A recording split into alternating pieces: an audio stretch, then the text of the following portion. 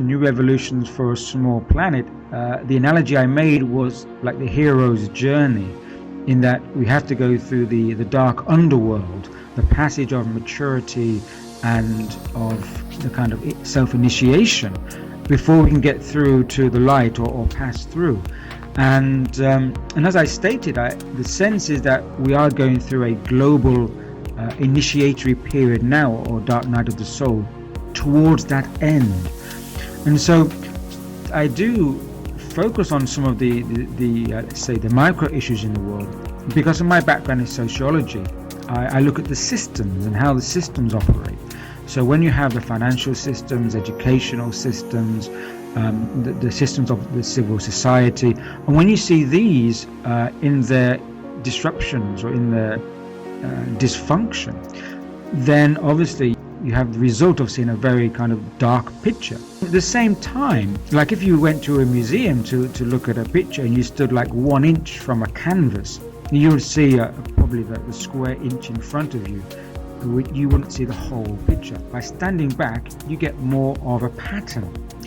And that's what I tend to look at, is the bigger picture, by seeing the pattern at a larger time scale. Again, maybe because of my sociological background, seeing civilization and social cycles in the longer term. And what I think we're going through is necessary disruption to rearrange a lot of the order and a lot of the values in the world.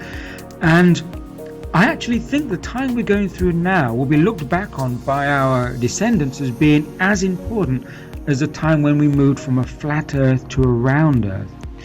And that didn't happen overnight either.